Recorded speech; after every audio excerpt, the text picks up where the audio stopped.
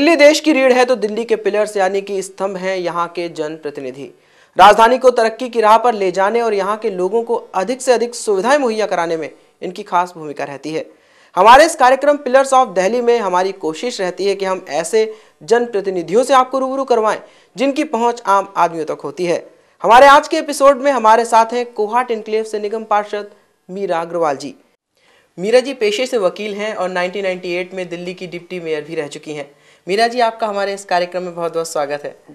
तो मीरा जी, आपसे हमारा पहला सवाल ये है कि जो भी जनप्रतिनिधि होता है वो जनता के बीच से चुनकर आता है, और जब वो जनता के बीच से चुनकर आता है तो वो खास भी हो जाता है। तो कैसा रहा ये आम से खास बनने तक का सफ़र? अच्छा, मुझे लगता है खास तो नहीं, लेकिन सिचुएशंस थोड़ी बदल जाती हैं जी। और उसमें क्या होता है कि व्यक्ति को जब बहुत ज़्यादा व्यस्तता हो जाती है और कामों की अधिकता हो जाती है तो ऐसा लगता है कि खास हो गया। मुझे तो लगता नहीं है जी कोई परिवर्तन मुझ में आया है। और ये जो सफ़र है ये अपने आप में, मैं तो शुरू से दिल्ली यूनिवर्सिटी की पहले सेक्रेटरी रही, मेरे स्वभाव में रहा जी ये सब, तो अलग नहीं लगा कुछ। मीरा जी, अपने राजनीतिक सफ़र के साथ साथ अपने बारे में भी कुछ बताइए ताकि आपके क्षेत्र की जनता आपके बारे में कुछ अलग बातें जान सके। आपने बता ही दिया, वकील हूँ मैं पेशे से और 1998 में दिल्ली की डिप्टी मेयर रही। घर में मेरे 2 बेटे हैं, दोनों काम करते हैं और मेरा ज़्यादातर समय जनता के बीच में निकलता है जी।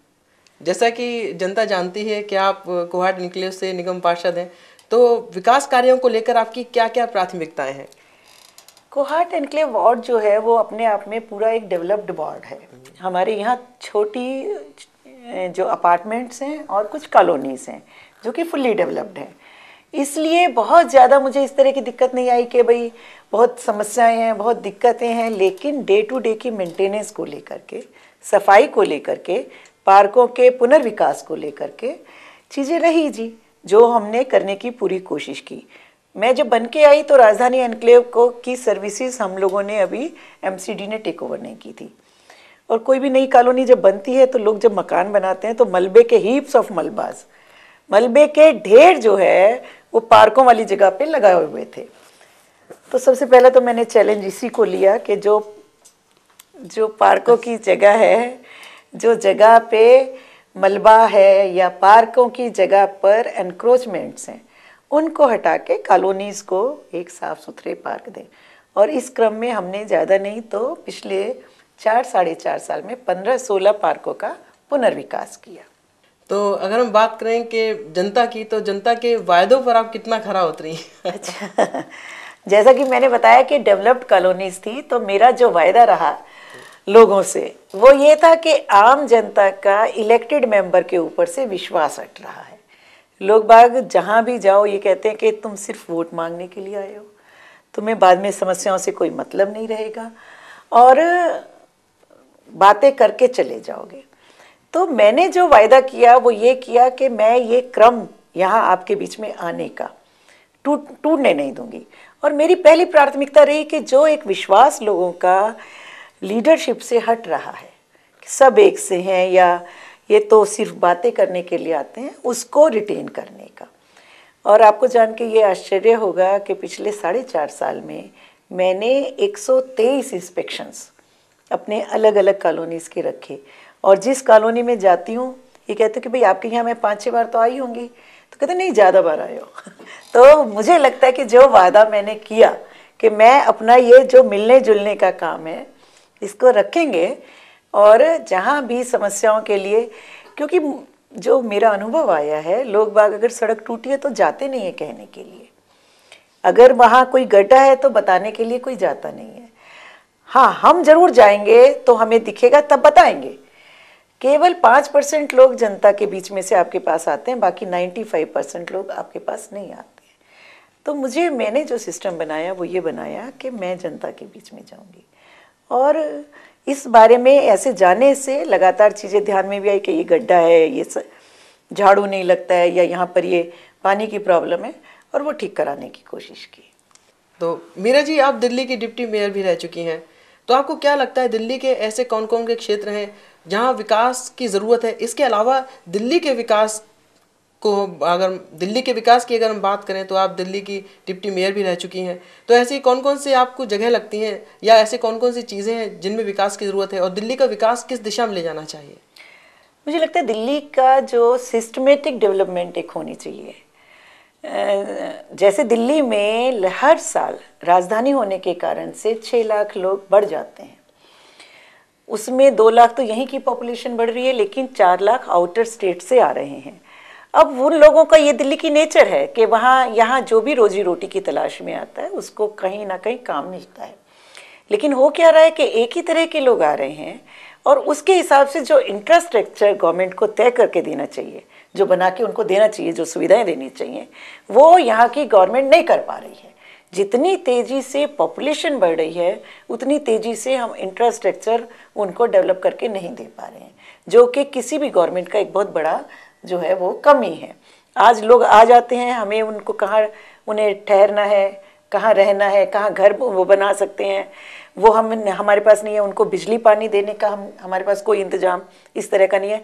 उससे हो क्या रहा है कि दिल्ली में लगातार झुग्गी झोपड़ियाँ बढ़ रही हैं, और झुग्गी झोपड़ियाँ बढ़ रही हैं, न केवल झुग्गी झोपड़ियाँ बढ़ रही हैं, अनथराइज कॉलोनियाँ बढ़ रही हैं, बिजली की कमी हो रही है, पानी की कमी हो रही है, स्ट्रक्चर मिल नहीं पा रहा।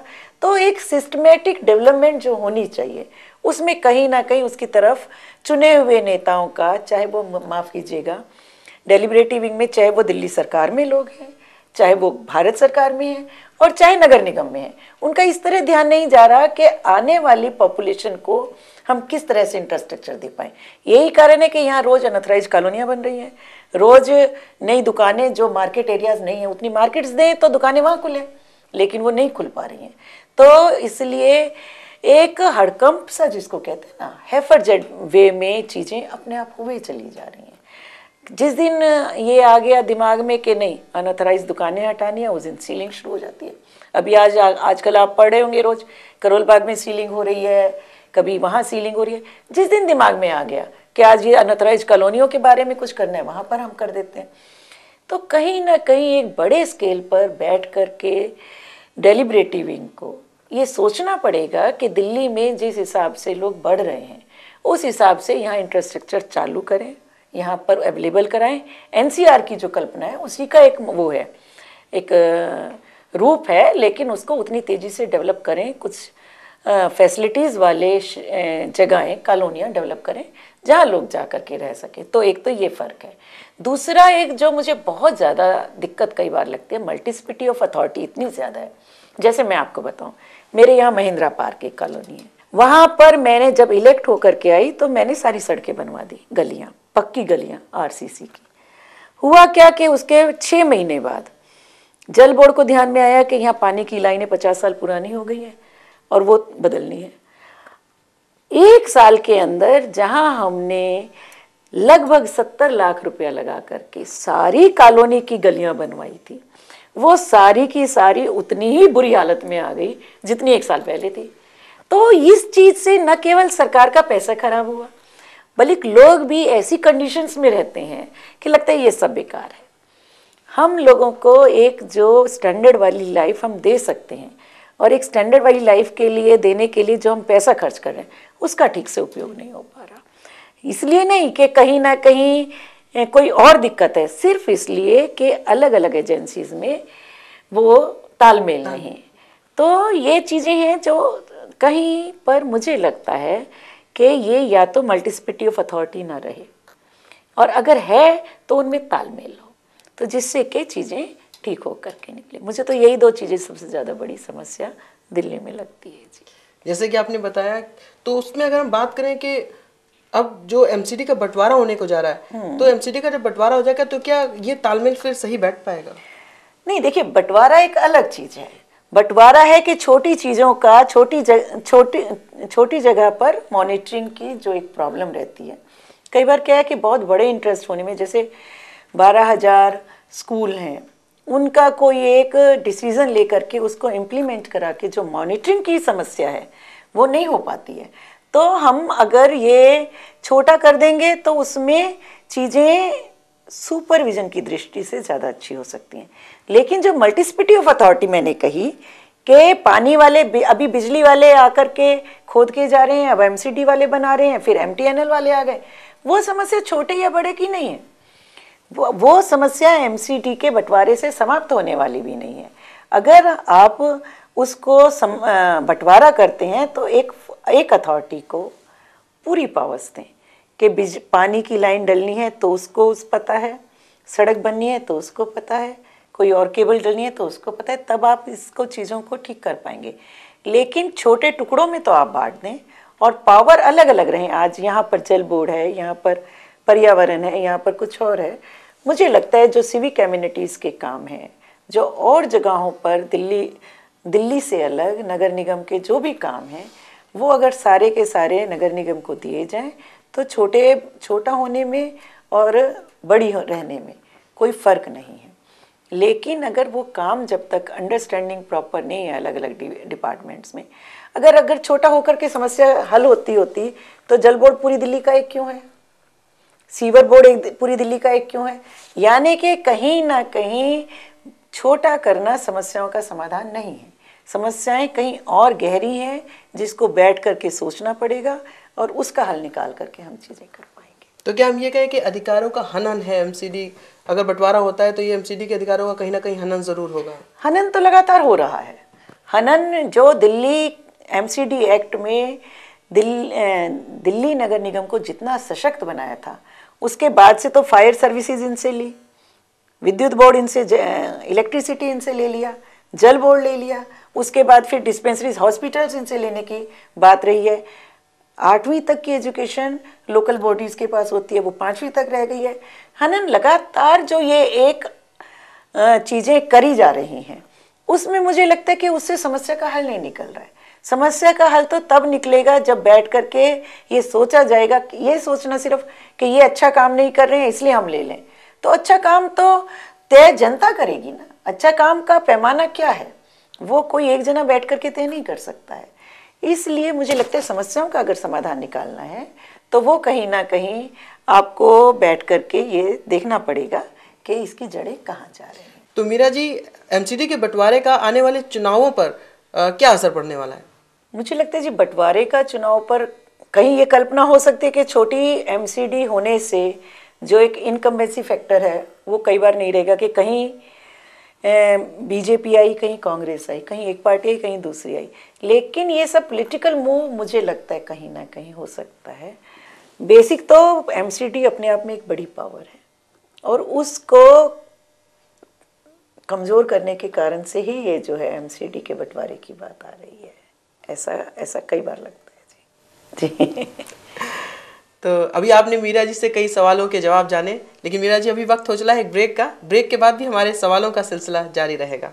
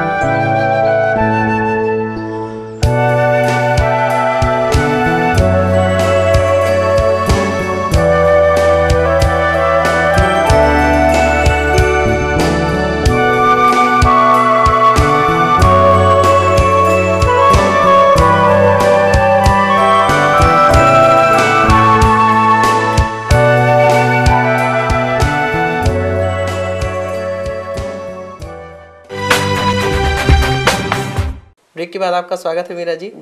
मीरा जी, अब बात करते हैं आगामी चुनाव की ओर। तो एमसीडी के चुनाव भी आने वाले हैं। हाँ। तो इन चुनावों में जनता के बीच आप किन किन मुद्दों को लेकर जाएंगी और क्या क्या वो वादे होंगे जिन्हें आपको पूरा करना होगा? चुनाव आने वाले हैं और अप्रैल में चुनाव होंगे, और बेसिक जो अभी सिविक एम्यूनिटीज़ के पास जिम्मेदारी है वो सफाई की है, प्राइमरी एजुकेशन की है, प्राइमरी हेल्थ की है। और इन विषयों में जैसे कि पहले भी हम लोगों की लगातार कोशिश रही है कि सफाई दिल्ली में अभी हैफरजेड कंस्ट्रक्शन होने के कारण से, ये मल्टीस्पिटी ऑफ अथॉरिटी होने के कारण से सफाई वाला वातावरण कई बार नहीं दिख पाता है। तो हमें लगता है कि हम दिल्ली को निवासियों को एक साफ़ सुथरी दिल्ली देने की जो कवायद है उसको जारी रखेंगे। पिछले दिनों में हमने एक किया भी, ढलाव फ्री दिल्ली, ऐसा हमने एक बात कही थी, और उसके तहत हमने 2 जोन, रोहिणी जोन और सिविल लाइन जोन, प्राइवेट कंपनियों को दिया था कि वहाँ से कूड़ा लिफ्टिंग, गार्बेज लिफ्टिंग का काम उनका है, और हम उनको ढलाव फ्री करेंगे। कुछ समय, नई योजना शुरू करने में कुछ समय लगता है, ये एक महत्वाकांक्षी योजना थी, और इसके तहत उन 2 जोन में प्राइवेट कंपनियां काम कर रही हैं, लेकिन अभी वो इतना सिस्टमेटिक ढंग से नहीं हो पाया है। वो योजना पूरी ये है कि घरों से डोर टू डोर कलेक्शन करके गार्बेज की बड़ी गाड़ियों में वो गार्बेज डाला जाएगा और सीधा SLF साइट पे जाएगा, जिससे जगह जगह आप जो देखते हैं ढलाव बने होते हैं और उसमें कूड़ा बाहर तक आ रहा होता है, उसमें फिर वो कहीं गाय बैठी हैं, कहीं कुत्ते बैठे हैं, वहीं साइड पे कूड़ा बीनने वाले बैठ जाते हैं। तो एक ऐसा लगता नहीं है कि अंतर्राष्ट्रीय स्तर पर हम लोगों की जो राजधानी की साख है वो इससे कुछ मतलब उस अलग विपरीत वो देती है। खाने की रेहड़ियां भी लग जाती हैं कई बार वहाँ पर। तो जो ढलाव फ्री दिल्ली का कॉन्सेप्ट है, हम उस पर अभी भी पूरे एडमेंट हैं, और हम आगे आने वाले समय में ये ढलाव फ्री दिल्ली को करेंगे ही। कहीं ना कहीं प्राइवेट कंपनीज ने कुछ एक्सक्यूजेस दिए कि भाई इतनी गाड़ियां अभी इतना एकदम हम नहीं स्पेंड कर सकते हैं, और एग्रीमेंट में कुछ समय का कुछ टाइम लिमिट भी थी कि इतने साल में उनको इंफ्रास्ट्रक्चर अपना तैयार करना है। लेकिन ये बहुत अच्छा हो जाएगा जब door to door garbage collection हुआ, वो छोटी गाड़ियों ने बड़ी गाड़ी में डाला, और बड़ी गाड़ी 2 बजे 3 बजे SLF साइट पे चली गई। तो दिल्ली एक साफ़ सुथरी दिल्ली देने का हमारा वायदा है, वो हम आगे भी मुझे लगता है प्रायोरिटी बेस पर लेंगे। प्राइमरी हेल्थ हमारा वायदा है, प्राइमरी एजुकेशन हमारा वायदा है। प्राइमरी एजुकेशन के तहत हमने, हमारे यहाँ इतने स्कूल्स हैं जिसमें हमने इंग्लिश मीडियम भी शुरू किया, प्रतिभा स्कूल्स हैं हमारे, और ऐसे स्कूल्स में हमारे यहाँ बच्चों को स्कॉलरशिप वगैरह अच्छी मिल रही है और काफ़ी आगे बढ़ रहे हैं वो लोग। तो यही हमारी तीनों चीज़ों की प्रायोरिटी, दिल्ली को अच्छी सेहत, दिल्ली को अच्छी शिक्षा और साफ सुथरी दिल्ली। जी, बहुत सारे मुद्दे हैं, बहुत सारे वायदे हैं, लेकिन इन सब के बीच अब यूथ जागरूक हो गया है। अन्ना फैक्टर का इस बार वोटिंग पर क्या असर नहीं पड़ने वाला है, और इस बार अन्ना फैक्टर किस तरह से चुनाव परिणाम को प्रभावित करने वाला है? मुझे लगता है जी, एक जागरूकता तो बहुत ज़्यादा आई है। हम लोग कई बार सब चलता है, सब होता है, या कौन वोट डालने जाएगा, इस तरह की मनस्थिति से हमारा युवा वर्ग भी आगे बढ़ रहा था और लोग भी, आम लोग भी कहते थे। लेकिन जब से ये सब चीज़ें थोड़ा जागरूकता आई है, और जागरूकता में सिर्फ एक अन्ना फैक्टर तो है, लेकिन मैं मीडिया का बहुत बड़ा रोल मानती हूँ इसमें। मैं इसमें कुछ कानून ऐसे आए हैं, RTI कानून आया, जिससे कि आगे आने वाला ज़माना परफॉर्मर्स का ज़माना है। जो काम करेगा, जो जनता को पता चलेगा कि ये अच्छा कर रहा है, उसका क्या ज़िंदगी है, क्या वो काम कर रहा है, वो आगे आएगा। तो ये जो चीज़ें हैं कि जागरूक मीडिया और जागरूक ये नागरिक RTI के माध्यम से चीज़ों को जाग रहा है, और फिर भ्रष्टाचार के खिलाफ जो ये मुहिम न केवल अन्ना ने बल्कि हमारी पार्टी भारतीय जनता पार्टी ने भी लगातार, अब आडवाणी जी की यात्रा निकल रही है, लोग लगे हैं, और एक मन में ये आया है कि देश को बनाने में, शहर को शेप देने में हम लोगों का जो योगदान है वो होना चाहिए।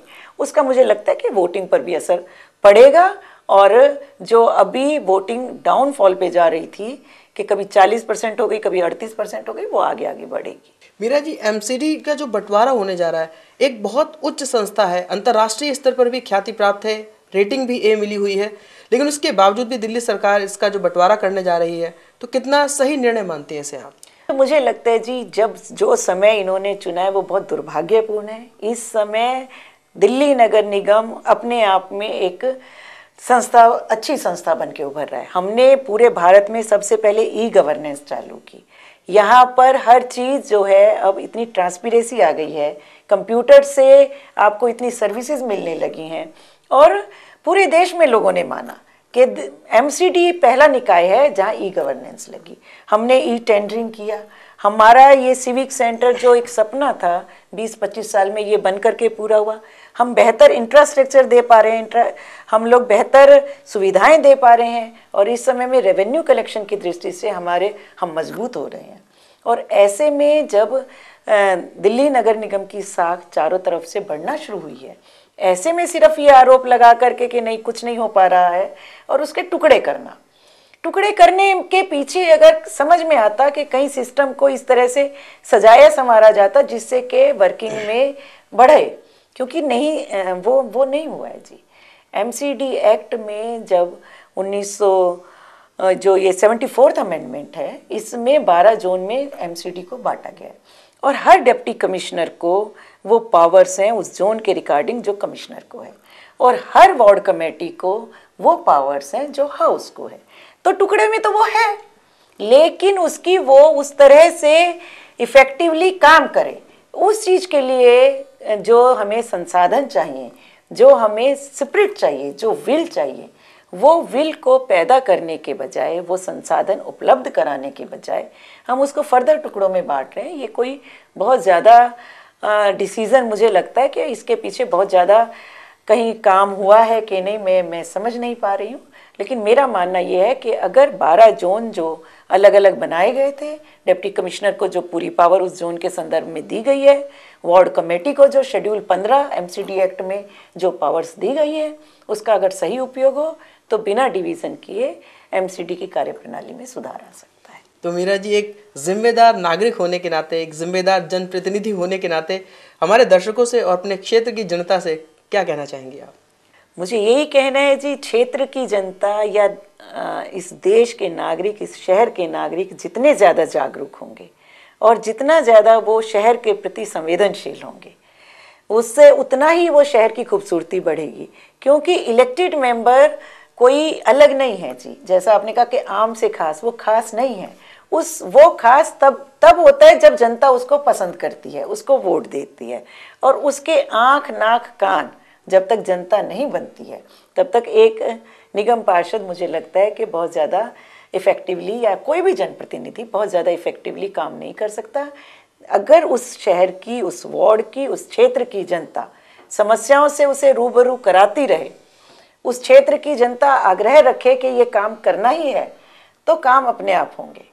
और काम अपने आप होंगे तो जो लोग काम करना जानते हैं और जो लोग काम करना चाहते हैं, केवल वही लोग चुन के आएंगे और फिर शहर की तस्वीर फर्क होगी।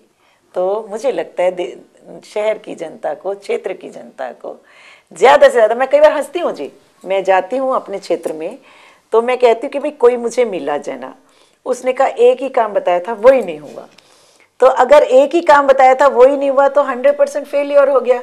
मैं कहती हूँ मुझे 10 काम बताओ, 10 काम में से अगर 6 होते हैं, अगर 7 होते हैं तो मेरे फर्स्ट डिवीज़न आ गई। तो काम बताने वाले जने होने चाहिए जिससे कि काम हो सके।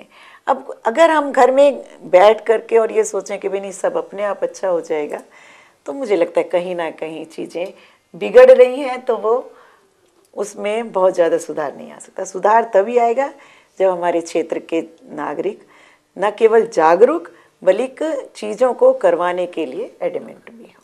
मीरा जी, हम आपके क्षेत्र में गए, आपके क्षेत्र की जनता से हमने बात की, उनके कुछ सवाल हैं, तो आइए रुक करते हैं उनके सवालों की ओर। करता तो ये सड़क टूटी हुई है, इस तरफ जाओ, आज 2.5 साल हो गए, 3 साल हो गए, वो सड़क बने नहीं।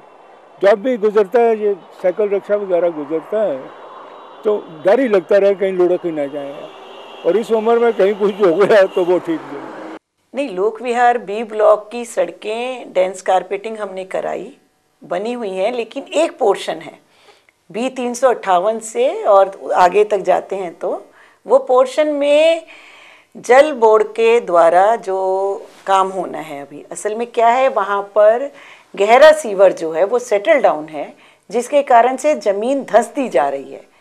रोज़ उसमें 1 ट्रॉली 2 ट्रॉली मलबा हम डलवाते हैं, लेकिन फिर भी वो सड़क जो है और नीचे बैठती जा रही है। पीछे 10 लाख की लागत से हमें लगा कि नाला बनवाएं, वो नाला भी बैठ गया है। तो ये सड़क ये पोर्शन, छोटा पोर्शन है, ये जब जल बोर्ड के लोग नीचे गहरे सीवर की लाइन को मरम्मत कर देंगे उसके बाद ही वो बन सकती है, उससे पहले वो बन नहीं सकती है। इस कारण से वो रुकी हुई है। मीरा अग्रवाल जी, मेरा आपसे एक सवाल है कि लोक विहार और कोहाट एनक्लेव के बीच में जो जगह खाली है वहाँ पे बहुत गंदगी रहती है, वहाँ पर आसपास के लोग काफ़ी परेशान हैं। क्या उस जगह पर कभी कुछ अच्छा हो सकता है? मैं भी उस पोर्शन से मुझे भी नहीं अच्छा लगता, क्योंकि मेरा पूरा वार्ड जो है वो बड़ा साफ सुथरा है। लेकिन वो जगह डीडीए और वहाँ की जो ग्रुप हाउसिंग सोसाइटी है, उन दोनों के बीच में अभी कोर्ट केस चल रहा है कि वो जगह ग्रुप हाउसिंग वाले कहते हैं हमारी है, डीडीए कहती है ये मार्केट के लिए है जगह। तो स्टे हो गया है कि जैसी है वैसी रहे, ना उस पर डीडीए बाउंड्री वॉल कर सकती है, ना उस पर एमसीडी का तो कोई रोल ही नहीं है, ना वहाँ के जो आरडब्ल्यूए या कुछ वो लोग कुछ कर सकते हैं। तो इस कारण से वो जगह बीचों बीच, कॉलोनी के बीचों बीच वहाँ गंदगी काफ़ी इकट्ठी हो। महिंद्रा पार्क में सारे नाले खुले पड़े हैं, अभी तक उसको जो है कवर नहीं करवाया जा रहा। अगर खोल रहा है तो ढंग से बंद करा जाए, उसको टाइम से इन टाइम बंद करा जाए, नहीं तो काम ना तो शुरू को ना करा जाए तो उसको पूरा करा जाए, कंप्लीट इन टाइम करा जाए। महिंद्रा पार्क, जैसे मैंने अभी अपने इंटरव्यू में भी पहले बताया, महिंद्रा पार्क में हमने सारी गलियां बनवाई थी, लेकिन जल बोर्ड ने वहाँ पाइपलाइन डाली है, पानी की लाइनें, और अब वहाँ पर हमने वो जो प्रोसीजर होता है वहाँ से पैसा आ गया है, उसके हमने वर्क ऑर्डर वगैरह हो गए हैं, और मुझे लगता है 1-2 दिन में काम शुरू हो जाएगा। नवंबर एंड तक वो गलियां हम सारी की सारी ठीक कर देंगे।